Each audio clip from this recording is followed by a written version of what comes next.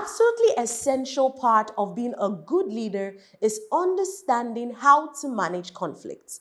Conflicts are inevitable, they must happen. But how you manage a conflict then determines the outcome at the end of the day. I am Adekemi Adefisayo, and you are welcome to the Ceedchat. On the show today, we'll be talking about how to manage conflict in teams. Keep watching. You're welcome right back to the show, and joining us today is an all-time favorite. I mean, I know we have a couple of favorites, but if you think about it, well, let's not waste much time. Let's make our introduction already. Hello, Mr. Jibola Bamidele. Hello, thank you. You know, we've just come to fall in love with you so much on the show. We're like, oh my God, when is he coming next? Okay, good. It's so good to have you. Yeah, back. And you look amazing. Thank you. You look amazing too. Thank you. All right. Today we're talking about a very, very interesting topic, and a delicate one at that, because many a times most leaders find it difficult to manage. And we're talking about conflict on the show today. Conflict management in teams. Wow. My very first question is, what causes conflict in teams? Okay, so somebody said if all of us are thinking the same way, then somebody's not thinking. So the first thing is we're diverse. Wow. And everybody's interest is also different. What everybody's looking for, what motivates A and B is totally different. So even though, number one, we're trying to achieve the same goal, we might experience certain conflicts. And it's possible also that somebody wants to achieve another goal, so it's causing division. So it depends on what kind of conflict are we talking about. Is it conflict that is taking us out of our goal?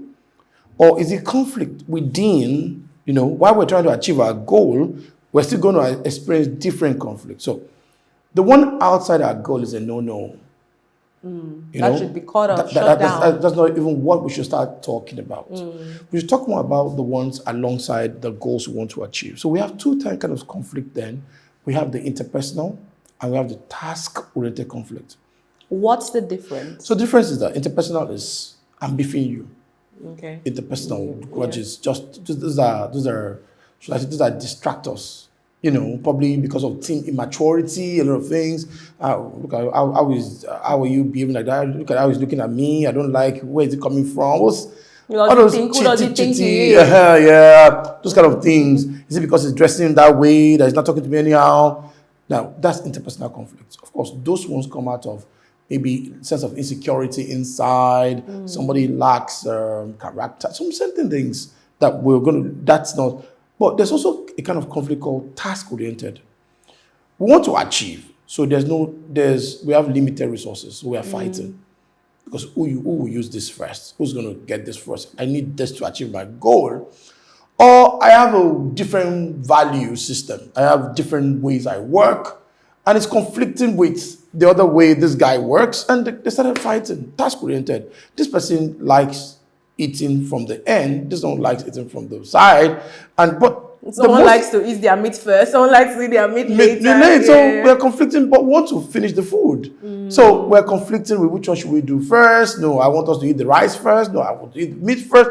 Anyway, those are task-related conflicts. So in a situation like this, how can a leader manage it in such a way that the outcome doesn't have a negative effect, be it on the organization and the goal, the big picture? Okay, since I'm still talking about the conflict, you have to manage both. You have to manage both interpersonal, you have to manage also task. So, but the task-oriented conflict is like, the easiest way to manage task conflict, number one, be clear about the goals that you want to achieve as a team. Because you're coming together to achieve a goal. So the goal screens a lot of things out. Number two is that you must make sure you have the right people on the seat. Because if you have someone that is occupying a role that is not competent for that role, and my task is dependent on that person, cause a rift. We're going to fight. And because my KPI is being affected by your incompetence, then we're going to fight. That also is something you must ensure you do. Then if you've done that correctly, then you should listen to the source of conflict. Where's it coming from? So you identify those conflicts and now have a plan for each of them. The way you resolve resource conflict is different from the way you resolve value-oriented conflict. It's different from the way you resolve, should I say, handling team priorities. What should we do first? So all of these conflicts, you need to know how, and somebody doesn't know how to talk among the team. It's not sensitive to other people's culture. It lacks emotional intelligence. So what to know, where is this conflict coming from? So that we can address it from the root. Okay, that's majorly how to do that. Very, very interesting, things you made mention of there. And another point I would like us to speak to just before we move on to the other part of conflict management is just to give people an understanding of the extent through which conflict could affect an organization. How bad can it be? Most times when I want to explain this, when I do trainings, I usually draw two goats. Put a little rope around their neck, then put food on one side, food on the other side. That if they're not going to come together, they're not going to achieve anything. So the only way they can finish their food is going there and doing it collaboratively and also doing it collaboratively. So now, if we conflict, if there are team conflicts and we don't resolve it, we'll never. He said a house divided against itself can never stand. Can never stand. True. So we cannot achieve anything if we don't resolve conflicts. So it's not something that a team lead can just overlook and say it will fix itself. Let's just move sort on. yourselves out. No, it drains the team. It drains the team. It drains the team. They cannot achieve because everybody is thinking the conflict, and there's a way conflicts kill your thinking capacity because you're not thinking freely. So one of the ways you have to do it, teams must just address it. Sometimes you might have to, if you've tried all you can, you might have to remove the bad apple. Just like how they removed Jonah from the ship and everything was okay.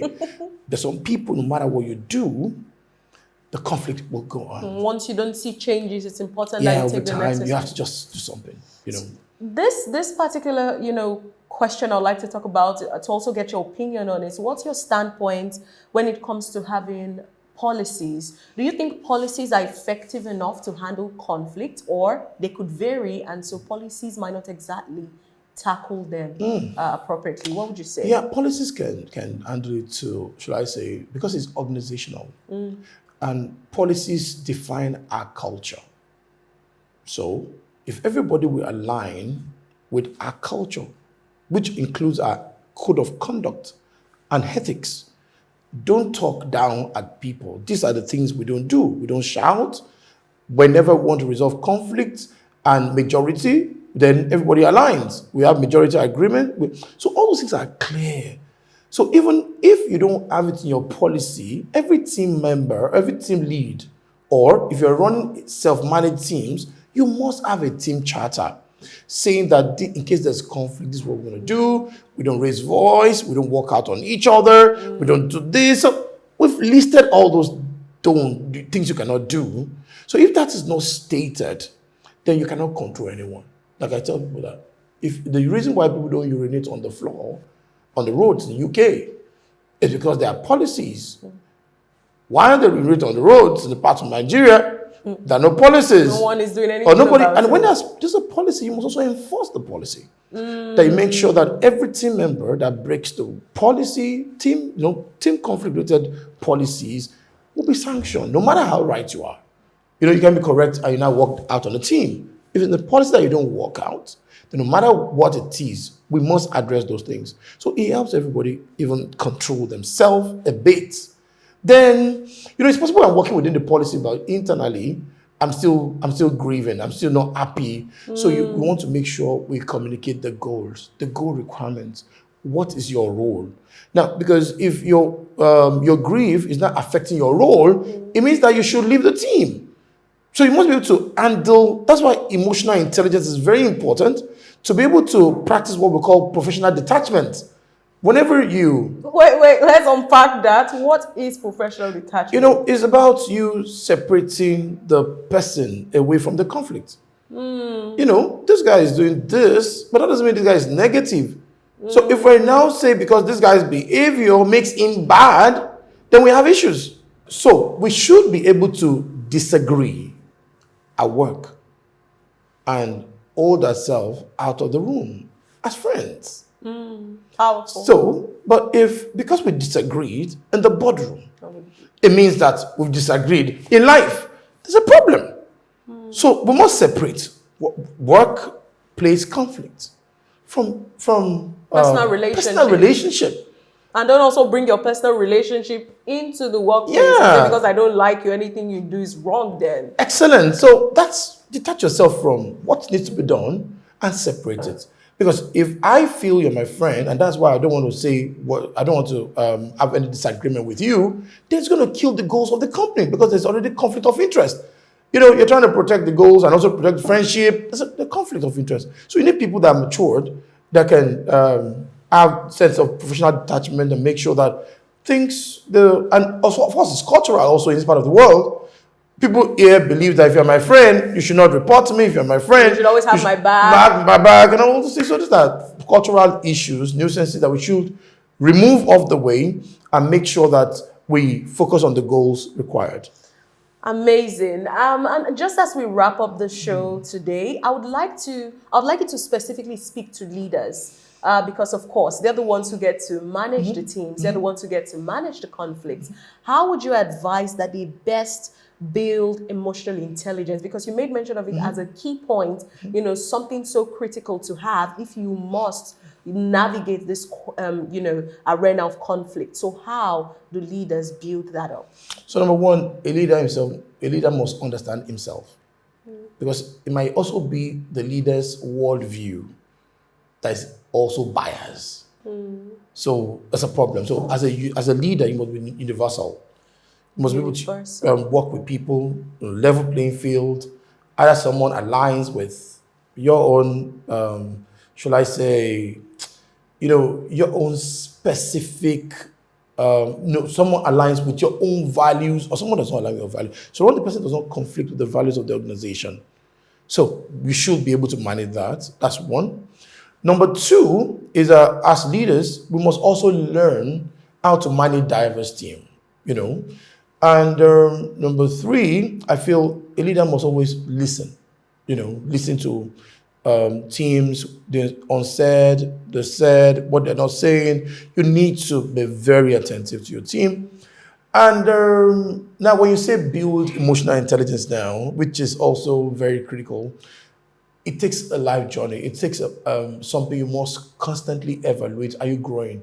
And the first thing, if you remember this guy, Daniel Goleman on EI, he'll say you must be self-aware. This is who I am as a leader too. So you must also understand each of your team members. That also will allow you know how each of them function, how you have to pay attention. To deal with them. Then you now know how to manage them while you're also regulating yourself. Because you must regulate yourself. You must not say things the way you also feel. If feelings drive what a leader does, there's a problem already. So a leader too must be able to, hold back and manage different people, mediate if need be, and make sure you are not taking sides. Very, very important. And I feel AI grows over time, but in this part of the world, people are not deliberate about building it. That's a problem. They just believe that it's going to come over them over time. But I feel that if it's AI, you need strong AI to manage diverse people. Just like at home, you need AI to manage your children because they're different also. So you need to be able to develop. AI is something you have to. If I start going deep into AI now, we might take I'm just thinking that. I'll take your time on the show. I understand. And I think big takeaways for me on the show today would be the first, leaders must be universal. So be a universal leader. And another I love would be the analogy of the two goats. I think that would stick with me for the longest time. If both parties are trying to get to the same thing but are going at loggerheads, you would never get there. So you need to agree, where are we going? How do we get there? And that could also help. And most importantly, conflicts could literally drag an organization from growth, progress. You think about it. And so it's important that leaders are able to handle this properly. Mr. Ajibola, we can't thank you enough. Thank you. We can't thank you enough. And we're really glad that you make time out of your busy schedule to come do this with us. every time we ask. That's And, okay. one of these days we just gift you something really that would blow your mind, Yeah, right? thank you. So we'll just be looking forward to that. Thank you very much. Thank you to everyone who joined in on the show today. And of course, it's so important that you do not benefit all of this alone. What do I mean? Share the link. Share the message. Let other people hear about it. You have friends in leadership. Let them listen to this video, right? Because we all grow together, right? And we're holding each other's hands. So like, subscribe, share the link, and do well to follow us all across our social media platforms. Till the next show, do have a lovely day. Seed Academy, your growth partner.